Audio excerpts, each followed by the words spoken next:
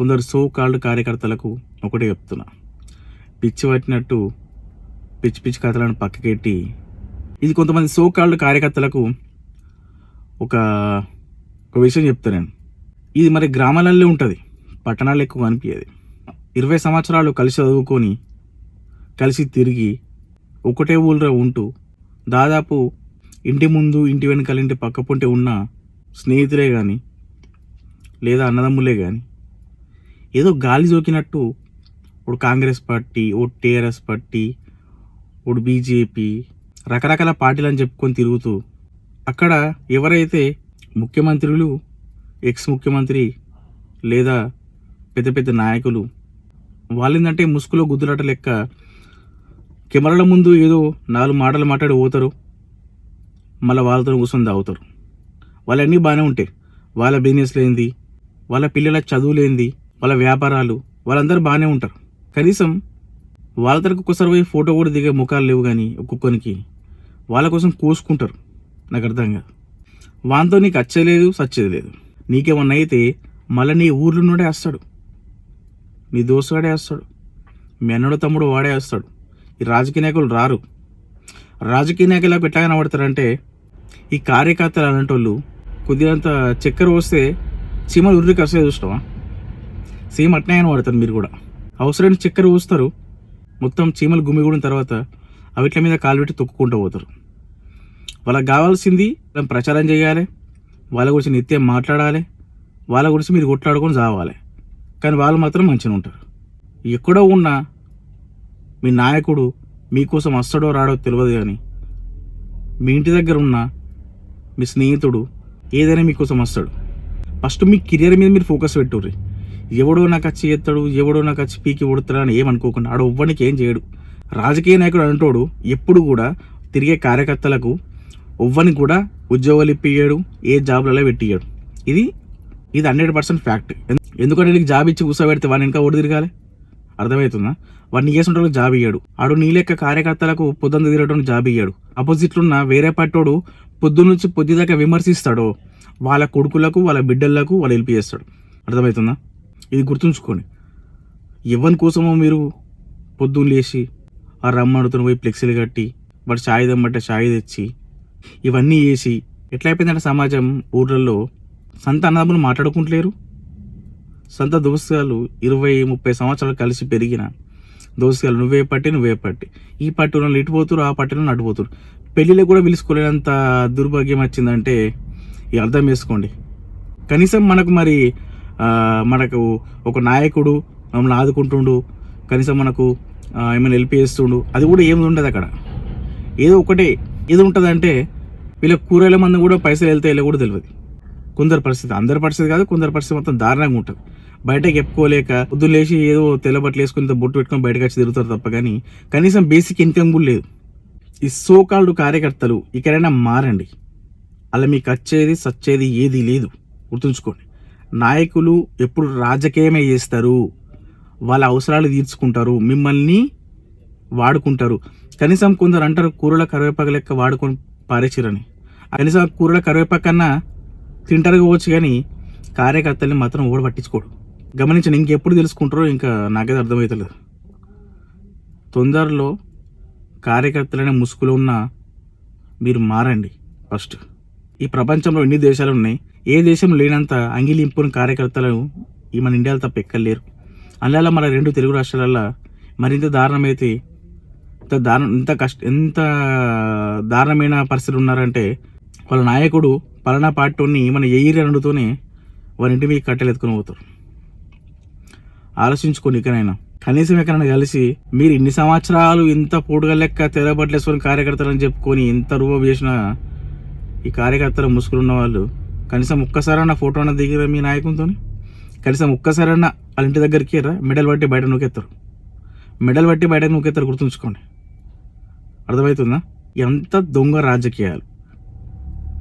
రాజకీయాన్ని మొత్తం గవర్నమెంట్లో వేసి మీరు నా పార్టీలు ఉంటేనే మీకు పథకాలు ఇస్తా అనే స్టేజ్కి వచ్చిందంటే ఒకటి బాగా గుర్తుంచుకోండి. మీ కార్యకర్తలు లేకుంటే వాళ్ళు బయట అడుగు కూడా పెట్టారు. అర్థమవుతుందా? వాళ్ళకి లక్షల కోట్లు ఉన్నాయి, వాళ్ళకి ఫ్యాక్టరీలు ఉన్నాయి, వాళ్ళకి దందాలు ఉన్నాయి, బిజినెస్లు ఉన్నాయి, అన్నీ ఉన్నాయి వాళ్ళకు. మీకు కనీసం చెప్పులు గుళ్ళు ఇచ్చేది పోతా అని చెప్పి బయటకు వాని వీని పైసలు అడుకొని చెప్పులు కొనుక్కొని వేసుకుంటారు. అర్థమవుతుందా? మీ బతుకులు వేరేటోని తెలుసుడు కాదు. మీ బతుకులు పోయి అద్దం ముంగట మీ ముఖం మీరు చూసుకోరు. ఈ పిచ్చి పట్టినట్టు నాకు ఇది చేస్తాడు, అది చేస్తాడు, పిచ్చి పట్టినట్టు నాకు ఈ రాజకీయ నాయకుడు నాకు ఎప్పటికైనా నాకు చేస్తాడు, ఇది చేస్తాడు, నన్ను ఆదుకుంటాడు అని ఆ గుడ్డి భ్రమలో మీరు ఎప్పటికీ ఎన్నొద్దులు ఉంటారో అది మీకే తెలవాలి. కనీసం రోడ్డు మీద తిరిగే కుక్కరైనా దాని కాళ్ళ మీద అది బతుకుతుంది. అక్కడనో ఇక్కడనో ఏరికచ్చుకొని తింటుంది. మీరు అట్లా కాదు. మీకు ఓడ తెచ్చి పెట్టాలి. మీకు పని అది సాధ కాదు. నాకు తెలిసి ఇది సాతగాని వాళ్ళు అంతే రాజకీయాలు ఉంటారు కావచ్చు. పొద్దునైతే బీరు, రాత్రి బిర్యానీ, అంతే, ఏ మోసం లేదు. మారండి, కనీసం ఒక్కడన్నా మారండి. ఈ రాజకీయ నాయకులు ఏం బెటర్, ఎలాంటి గెడతారు చెప్పినా కదా. ఎవరైతే ఆపోజిషన్లు ఉంటారో వాళ్ళకే వీళ్ళు పేస్తారు. కావాలంటే చూడండి మీరు, ఒక్కొక్కడు బయటకు ఇజ్జతి కాపాడుకోవాలని చెప్పేసి నాకు మా నాయకుడు అన్ని ఇస్తాడు, అన్ని పెడతారని మాట్లాడతారు తప్ప. చాలా దారుణమైన పరిస్థితి మన తెలంగాణ, ఆంధ్రప్రదేశ్లో కార్యకర్తలది. కుక్కల కన్నా ఈనంగా ఉన్నారు. బయటకు చెప్పుకోరు అంతే. ఎవడో ఒక్కడు వీటి మీద కామెంట్ వీటికి ఏదో వస్తారు తప్ప కానీ నిజాయితీకి ఎవడు ఒప్పుకోడు. ఎగ్జాంపుల్ నాకు తెలిసింది చెప్తా. ఈ కార్యకర్తల అని చెప్పుకునే ముసుగులు ఉన్నోళ్ళు దాదాపు 100 మంది ఉంటే అందులో ఓన్లీ 10 మందే లబ్ధి పొందుతారు ఆ వ్యక్తి నుంచి. మిగతా 90 మందికి ఓన్లీ తాగుడు, తినుడు ఇవి తప్ప అంతకుమించి వీళ్ళకి ఏమీ ఉండదు. ఇది ఎప్పుడైతే మీరు తెలుసుకుంటారో, ఎప్పుడైతే మీకు సిగ్గొస్తుందో అప్పుడే మీరు బాగుపడతారు. లేకుంటే మీ జీవితం మొత్తం ఒకరి కింద తిరుక్కుంటా, ఒకరి కింద జెండాలు మోసుకుంటా అట్నే ఉంటారు.